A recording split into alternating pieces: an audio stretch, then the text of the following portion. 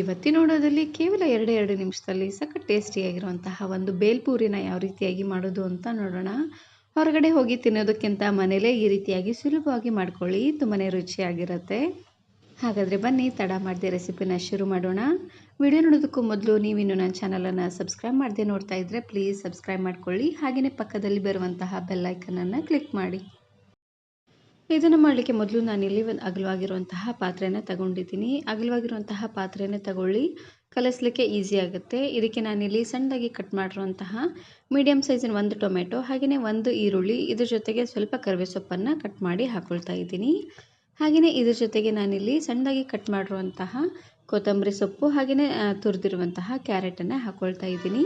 ಇವೆಲ್ಲವನ್ನು ಹಾಕ್ಕೊಂಡು ಲಾಸ್ಟಲ್ಲಿ ಇದಕ್ಕೇ ಹಸಿರುಮೆಣಸಿಕಾಯಿ ಚಟ್ನಿನ ಹಾಕ್ಕೊಳ್ತಾ ಇದ್ದೀನಿ. ಹಸಿರುಮೆಣಸಿಕಾಯಿ ಚಟ್ನಿನ ಯಾವ ರೀತಿಯಾಗಿ ಮಾಡೋದು ಅಂತ ಆಲ್ರೆಡಿ ವಿಡಿಯೋ ಶೇರ್ ಮಾಡಿದ್ದೀನಿ. ವಿಡಿಯೋ ನೋಡಿಲ್ಲ ಅಂದರೆ ಈ ವಿಡಿಯೋ ಕೊನೆಯಲ್ಲಿ ಹಾಕಿರ್ತೀನಿ, ನೋಡಿ ಚೆಕ್ ಮಾಡಿ. ಹಸಿರುಮೆಣಸಿಕಾಯಿ ಚಟ್ನಿನಾದರೂ ಹಾಕ್ಕೋಬೋದು, ಇಲ್ಲಾಂದರೆ ಹಸಿರುಮೆಣಸಿಕಾಯಿನೇ ಸಣ್ಣದಾಗಿ ಕಟ್ ಮಾಡಿ ಸಹ ಹಾಕ್ಕೊಳ್ಬೋದು.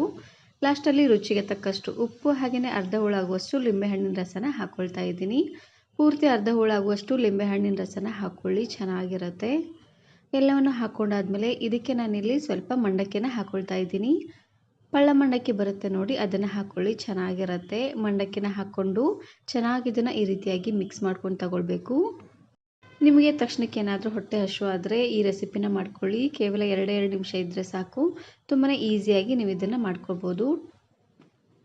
ಬೆಳಿಗ್ಗೆ ಟಿಫನ್ ಮಾಡಿದಾದ್ಮೇಲೆ 11-12 ಗಂಟೆ ಅಷ್ಟೊತ್ತಿಗೆ ಮತ್ತೆ ಹೊಟ್ಟೆ ಹಸಿವು ಆಗುತ್ತೆ. ಆ ಟೈಮಲ್ಲಿ ಈ ರೆಸಿಪಿನ ಮಾಡ್ಕೊಳ್ಳಿ.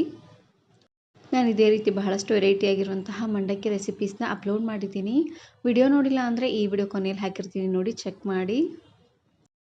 ನೋಡಿ ಚೆನ್ನಾಗಿದ್ದನ್ನು ಈ ರೀತಿಯಾಗಿ ಮಿಕ್ಸ್ ಮಾಡಿಕೊಂಡು ರುಚಿ ನೋಡಿ, ಉಪ್ಪು ಏನಾದರೂ ಕಡಿಮೆ ಅಂತ ಅನಿಸಿದ್ರೆ ಇನ್ನು ಸ್ವಲ್ಪ ಉಪ್ಪನ್ನು ಹಾಕ್ಕೊಂಡು ಚೆನ್ನಾಗಿದ್ದನ್ನು ಮಿಕ್ಸ್ ಮಾಡಿಕೊಂಡು ಪ್ಲೇಟಿಗೆ ಹಾಕ್ಕೊಂಡು ಇದ್ರ ಜೊತೆಗೆ ಸ್ವಲ್ಪ ಮಿಕ್ಸ್ಚರನ್ನು ಸರ್ವ್ ಮಾಡಿಕೊಂಡ್ರೆ ಆಯಿತು. ಸಖತ್ ಟೇಸ್ಟಿಯಾಗಿರುವಂತಹ ಬೇಲ್ಪೂರಿ ರೆಡಿಯಾಗಿ ಹೋಗ್ಬಿಡತ್ತೆ.